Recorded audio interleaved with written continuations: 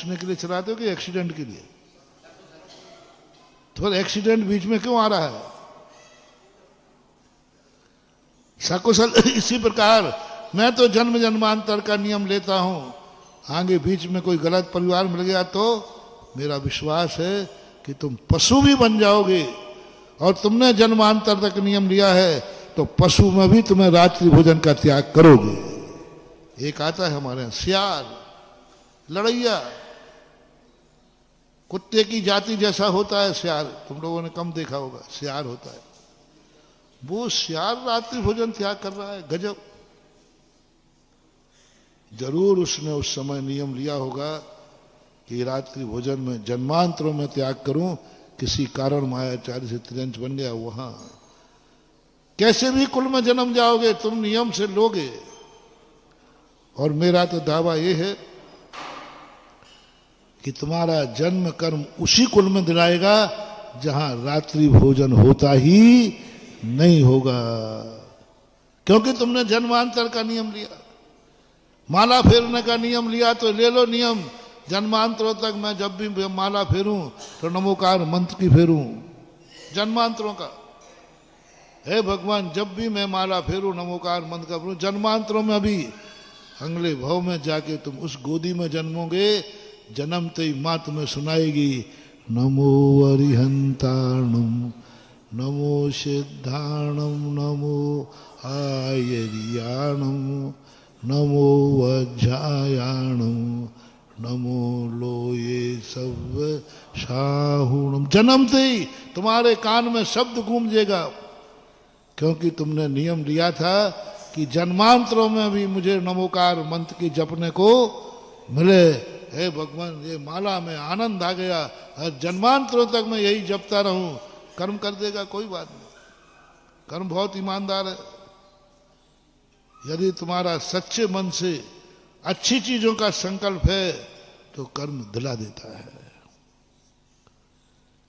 पूजा में यही ले लो, अभिषेक में यही ले लो, भगवान बहुत अभी धन हो गया, बस मैं कुछ नहीं चाहता, जीवन भर का नहीं, जन्मांतरों तक जब तक मैं ग्रस्त रहूंगा तब तक हे भगवान मुझे तेरा अभिषेक जन्मांतरों में भी मिलता रहे, जन्मांतरों में भी मिलता रहे।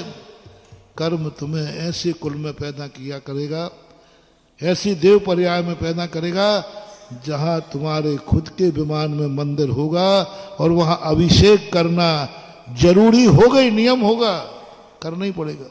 बस आप इस अभिषेक को, नियम को जन्मांतर के लिए कर लो। तुम तो इसी में छूट ले रहे हो जब तक चलेगा महाराज चलाऊंगा, नहीं हो। मैं क्या कह रहा हूं, जन्मांतर तक भी चलाऊंगा, संकल्प करो।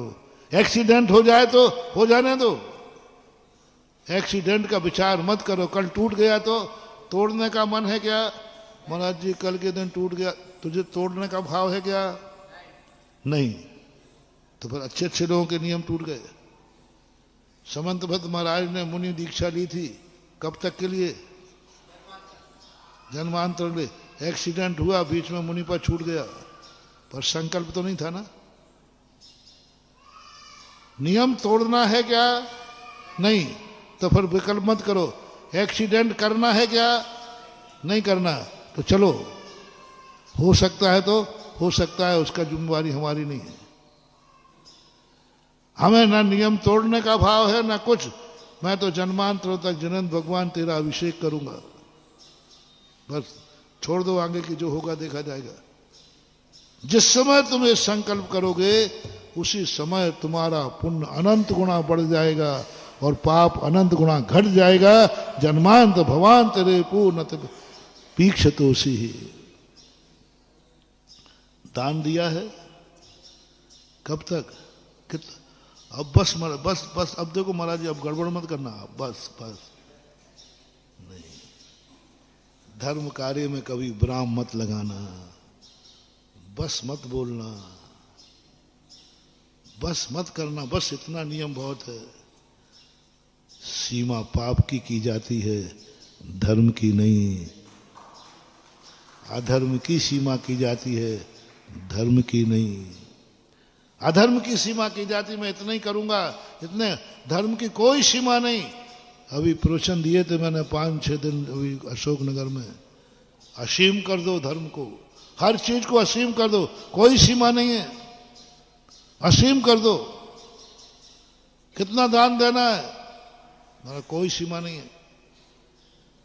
ठीक, बस मत बोलना, ये कहना भैया आगे हमारी शक्ति में शक्ति कम, बस मत कहना।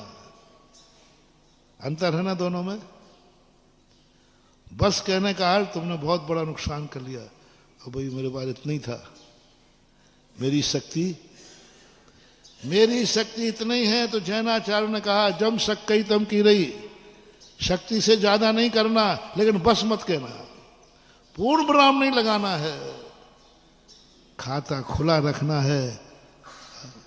और अरे महाराज देना, अभी तो और देना है, जब तक मेरे हाथ कौड़ी भी है हम देता रहेंगे, लेकिन बस अभी तो आज तो इतना ही है ना। रास्ता खुला है कि नहीं? बस भैया मैंने दे चुका जितना देना था, बस विराम कट नहीं, दरवाजा खुला रखो। पर अब हमारी शक्ति इतनी है, इससे ज्यादा में, कहते ना हमारी श्रद्धा शक्ति इतनी ही है, दरवाजा खुला है, दरवाजा बंद मत करो धर्म का, विराम मत करो, बस इतना ही। एक नियम ले लिया, बस अब मैं और कोई नियम नहीं ले सकता, मत करो रे, बस मैं आगे कोई नियम नहीं ले सकता, बस मैंने ले लिया महाराजा, वो आपकी बात मान ली, आप भी ज्यादा गड़बड़ मत करना। हाँ, पर बाद में मुझे आपकी आज्ञा का उल्लंघन, बस नहीं नहीं नहीं, नियम देने का दरवाजा खुला रखो, आज इतना ही, क्योंकि हमारी शक्ति इतनी ही, मेरी परिस्थितियां इतनी हैं, मेरी शक्ति इतनी है, इसलिए मैं यही नियम इतना लेता हूं। लेकिन तो फिर विराम कर, नहीं नहीं, विराम रास्ता तो खुला है। कल यदि शक्ति बन गई तो, कल अनुकूलता बन गई तो रास्ता खुला है कि नहीं? रास्ता खुला रखो, बंद मत करो। किसी भी धर्म के क्षेत्रों में, किसी भी क्रिया में, दान हो, पूजा हो, अभिषेक हो, मंदिर जाना हो, जितनी चीजें हमने सब बताई, इन सबको असीम कर दो। मुनि बने हो, असीम कर दो। श्रावक बने हो, असीम कर दो। जो जो तुमने नियम लिए हैं, वो आज क्या करना है? सबको असीम करना। जो जो जिसको अच्छा लग रहा है धर्म की क्रिया, उसको क्या करना है? असीम कर दो। कितने मंदिर बनाना है? क्या महाराज आपसे बहुत परेशान है।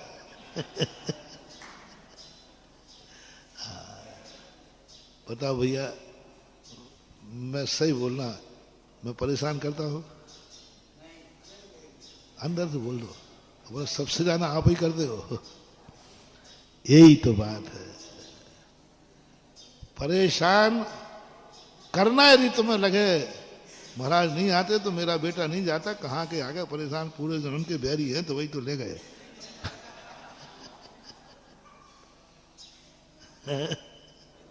दे दो बद्दुआ, जितनी देना दे दो।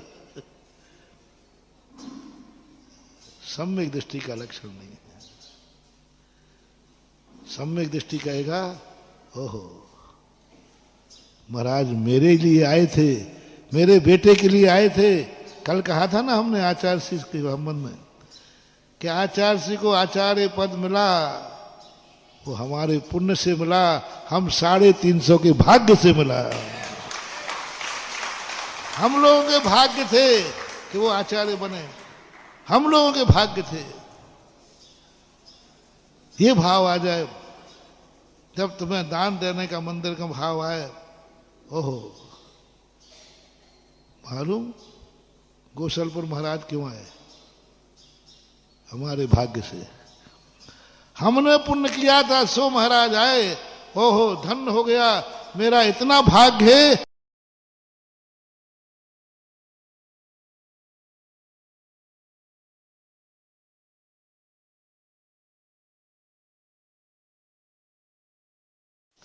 बरखेड़ा वाले विमल जी, पुण्य तो तुमने किए हैं, तभी मेरा चतुर्मास मैं यहां तुम्हारे सामने आया हूं। मैं अपने पुण्य से नहीं आया।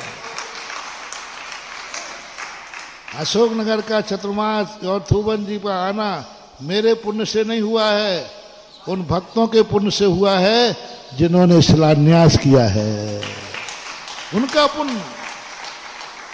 मैंने तो मान लिया मेरा पुण्य है ही नहीं। मैंने तो कल कह दिया मेरे पास निर्यापक बनने की मेरे पास पुण्य नहीं था, नहीं था मेरे पास। सही कह रहा हूं, मुनि बनने लायक पुण्य था। मेरा इतना पुण्य तो था कि मुझे आचार्य महाराज जैसे गुरु मिले। लेकिन आचार्य को पाने के लिए निर्यापक बनना कोई जरूरी नहीं है। लेकिन निर्यापक क्यों बना? कल मैंने कहा था ना, ये 14 लोगों का पुण्य था। इनके पुण्य ने कहा बाबा जी बनो, तुम्हारे निमित्त से ही हमारा कल्याण होगा। बस ये तुम्हें सोचना है। मैंने तो ये सोच लिया कि मेरा पुण्य नहीं, इन भक्तों का पुण्य है। मैं तो हमेशा कहता हूं प्रवचन कभी मैं अपने पुण्य से देता ही नहीं, क्योंकि इतना प्रवचन जो मैं देता हूं, मैं वहां घंटे भर बैठते सोचूं तो नहीं आएंगी ये बातें। कई लोग कहते महाराज जी आपको दुनिया भर की बातें आती कहां से? इतनी बातें कहां से आ जाती है? एक के बाद एक बोले चले जाते हो। मैंने कहा इसमें मेरा पुण्य नहीं है, इसमें श्रोताओं का पुण्य है जो बुलवा देता है, आता है। और मैं तो हमेशा कहता हूं मेरे मुख से कोई बात निकली है, संसार में कोई ना कोई पुण्यात्मा पैदा हो चुका है, ये मेरा विश्वास है। बहुत लोग कहते महाराज जी इतने बड़े। तब मैंने यहाँ थुवन जी का नया नक्शा दिया जो अभी मंदिर वगैरह बन रहा है ना, महाराज जी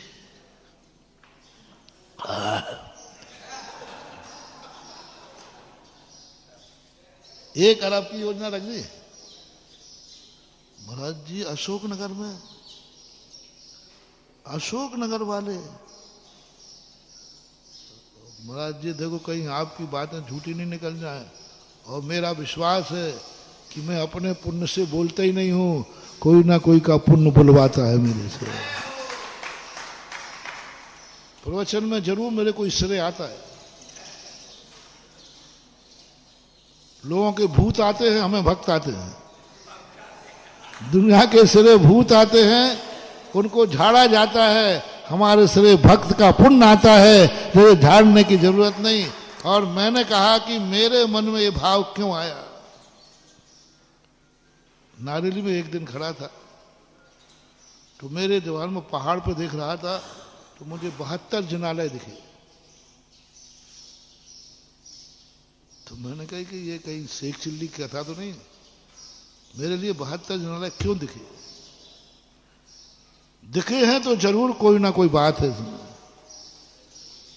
बस कमेटी की बात की, मैंने कहा आज बोले महाराज जी ये 24 ही ठीक है, ये 24 ही बड़ी मुश्किल से पूरे कर पाए हैं। बोले महाराज जी हमारे पास कोई बजट नहीं है। मैंने कहा नहीं, कोई तो मुझसे बुलवा रहा है, कोई तो मेरे से बुलवा रहा है। मैंने प्रवचन में रखा, प्रवचन पूरा नहीं हो पाया और 72 नाम आ गए। कोई तो बुलवा रहा है, कोई ना कोई बुलवा रहा है, अन्यथा ये बात आती नहीं। कोई ना, वो किसका पुण्य है? श्रावक का। अब तुम्हें जितनी बद्दुआ देना हो उसे दे डालो। हम तो जो है तो हमने तो अपना पढ़ना तुम्हारे खाते झाड़ दिया, मेरी कोई गलती नहीं है।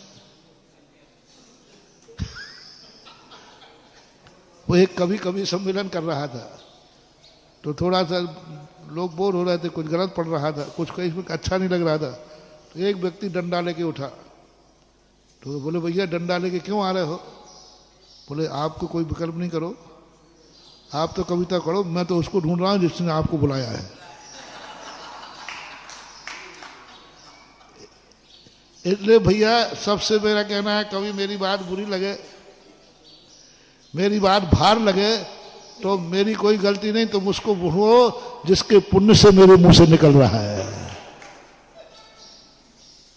और यही परिणाम है कि आज तक कोई का वचन इस माइक से बोला है खाली, क्योंकि पुण्य है, कोई ना कोई पुण्य है। बस आपको इतना भर मानना है कि महाराज जो बोल रहे हैं मेरे पुण्य के से बोल रहे हैं। महाराज यहाँ आए मेरे पुण्य से आए। देखो महाराज आ गए तो मेरे हाथ से मंदिर बन गया, नहीं तो मैं बताओ जिंदगी में कभी भावना भाइयों के मंदिर बना पाऊंगा। और आज मेरे हाथ से मंदिर बन रहा है। ओहो, मैं कितना भाग्यशाली हूं। बस अब एक और कर दो, बस एक और कर दो, बस मत कहना, बस भगवान ऐसे ही आता जाए और ऐसे ही मैं मंदिर बनाता जाऊं। असीम कर दो, बस असीम, कोई सीमा नहीं है। पर आज शक्ति इतनी ही, मैं ये नहीं कह रहा हूं कि शक्ति से बाहर करना, आज की शक्ति तो इतनी ही है तो बस आगे नहीं। अरे कैसी बात कर रहे, कल फिर शक्ति हो जाएगी तो बनाऊंगा। इतना ही व्रत लेने का भाव है क्या? नहीं, कल हो जाएगी तो मैं बाहुबली बन के तपस्या करूंगा। मैंने अपनी तपस्या को विराम नहीं दिया है, बस मैंने हो गया, मैंने मुनि व्रत पालन कर लिया, सब कर लिया, बस नहीं, दरवाजा खुला है। आज इतनी ही शक्ति है, लेकिन दरवाजा खुला है। कल शक्ति आ गई तो बाहुबली बनूंगा, बैठूंगा ध्यान में, क्या बात है, आ गई तो बैठूंगा, आपत्ति क्या है? क्योंकि तपस्या मुझे अच्छी लगती है, और अच्छी लगती है इसलिए हमेशा उसे असीम कर देना चाहिए। स्वाध्याय करते हुए बहुत ज्ञान हो गया हमारे लिए, बहुत पढ़ लिया, नहीं विराम मत करना, नहीं बस अब बहुत पढ़ाई हो गई अब नहीं पढ़ना, बस विराम नहीं, आज इतना ही पढ़ूंगा, आज इतना ही समय है, आज इतनी अनुकूलता है, फिर समय मिलेगा तो फिर और पढ़ूंगा। आप देखना आपका क्षेम इतना बढ़ेगा महानुभाव। आप दो चीजें कभी मत होना, वही कितनी बार पढ़ूं, और बस पढ़ लिया ना, बहुत पढ़ लिया, नहीं, आज तो इतना ही पढ़ूंगा, जब भी मौका मिलेगा पढ़ता रहूंगा। आपका इतना क्षेम बढ़ेगा, वही ग्रंथ आप 100 बार पढ़ोगे तो भी आपको लगेगा मैं पहली बार पढ़ रहा हूं, कुछ नया पढ़ रहा हूं। देखो 100 बार में 99 बार में ये तो मिला ही नहीं था, जो 100वीं बार में मिल गया। ये बात तो मैंने समझ में नहीं आई थी, जो इस बार में समझ में आ गई। आपका ऐसा क्षेम बढ़ जाएगा, आप कल्पना नहीं करेंगे। एक दिन आपको मंदिर बनाते बनाते मंदिर में पृथ्वी कम पड़ जाएगी, लेकिन तुम्हारा धन कम नहीं पड़ेगा, क्योंकि तुमने असीम कर दिया है। असीम किया था तुमने एक बार के बाद, भगवान आज तो एक बना रहा हूं, मैं विराम नहीं करूंगा। कुदरत कहेगी विराम नहीं करेगा, कितने बनाएगा, कोई सीमा नहीं है। हुआ ऐसा एक बार, ऐसा हुआ। ललितपुर है उत्तर प्रदेश में, उस समय उनका राज्य था जो मंदिरों को खंडित करते थे। तो देवपद खेपद के संबंध में आता है, राजा सेठ थे वो, तो मंदिर बना रहे। तो राजा ने बुलाया, देखो राजा मैं हूं, तुम मंदिर बनाए क्या कर, मैं तोड़ दूंगा, तुम मूर्तियां बनाओगे मैं खंडित कर दूंगा, काय को परेशान हो रहे हो। हम आप लोगों से कहता हूं, मूर्ति बनाने वालों, मंदिर बनाने वालों, हमारे राज्य में कोई मंदिर नहीं रहेगा, मूर्ति नहीं रहेगी, तुम बनाओगे हम खंडित करेंगे। तो अपना चैन से देखो, आज के प्रवचन से सेटिंग करना चैन से। राजा साहब आपको कौन रोक सकता है, आप तो राजा हैं, तो आपका खंडित करने का नियम है ना, बनाने का तो नियम नहीं है ना आपका। कभी आप मंदिर भी बनाओगे ये तो नियम नहीं है, बोले नहीं है, मंदिर खंड, मूर्ति बनाओगे ये तो नियम नहीं है, नहीं, खंडित करने का नियम है। तो राजा साहब आपके नियम को मैं नहीं रोकूंगा, आप राजा हैं, आपका खंडित करने का नियम है तो आप